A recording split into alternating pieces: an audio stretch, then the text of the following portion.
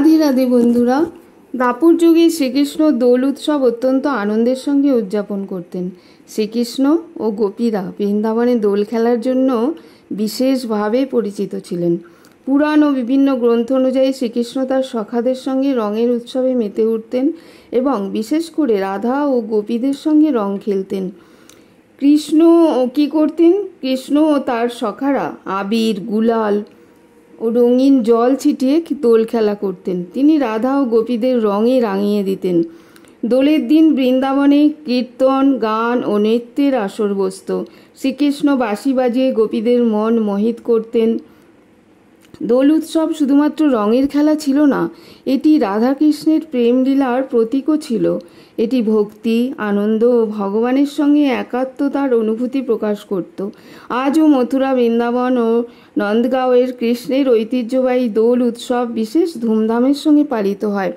বন্ধুরা, আমি এখানে আমার ঘরের যে রাধা মাধব আছে, আমি সমস্ত সখীদের দিয়ে, ললিতা সখী আছে এবং সমস্ত সবাই আছেন এখানে, সব সখীদের সাজিয়েছি এখানে।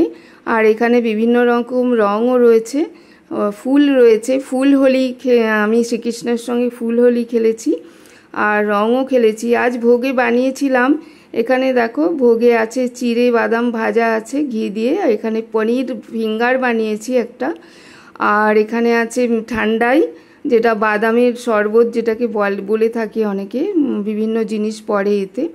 তো এই ঠান্ডাই আছে এখানে, আর আছে এখানে পাঁপড় ভাজা। তো এইটাই ছিল আজকে দোল উৎসবে আমার শ্রীকৃষ্ণের জন্য আর রাধারানীর জন্য, এটাই ছিল মানে আজকের ভোগ আর কি। আর বিভিন্ন রঙের এই উৎসবে খুব মেতে উঠেছিলাম। আজকের দিনটা জীবনে এত আনন্দ মনে হয় কখনো পাইনি। এই প্রথম বছর আমি ঘরের রাধা মাধবের সঙ্গে দোল খেললাম। দোল খেলা কাকে বলে সেটা আমি কোনোদিন ছোটোবেলা থেকে দোল খেলিনি, কখনোই দোল খেলিনি। রঙের উৎসবকে চিরদিনই ভয় পেয়েছি, কিন্তু আজকে আমি আমার রাধা মাধবের সঙ্গে দোল খেলেছি। তোমাদের জন্য এটা তুলে ধরলাম আমি। আমার জীবনের আনন্দটা তোমাদের সঙ্গে ভাগ করে নিলাম। ফুল হোলি এবং রঙের হোলি দুটোই আমি খেললাম।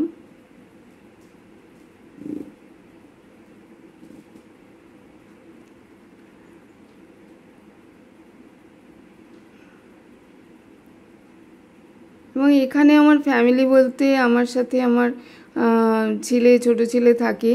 আমার এক ছেলে থাকে বাইরে, তো যার জন্য ও তো আমাদের সঙ্গে থাকে না।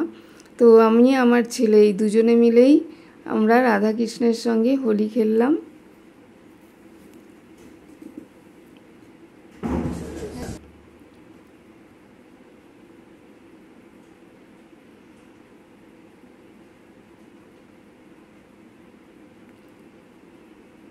যে আমার ছেলেও রং দিচ্ছে।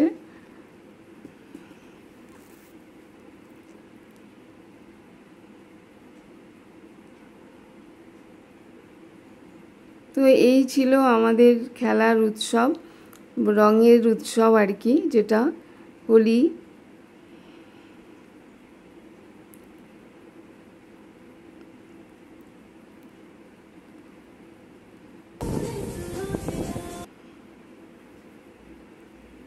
আর কীর্তন যদি চালানো হয়, মানে একটু চালিয়ে নিই, তাহলে তো পাশ সিট থাকে না একদমই। বৃন্দাবনে গিয়েও আমরা সিট থাকতে পারি না।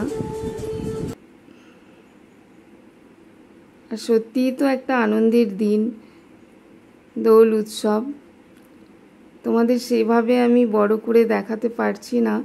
আমার এই ছোট রাধা মাধবের সংসারে ছোট করেই আমি সব কিছু আয়োজন করেছি।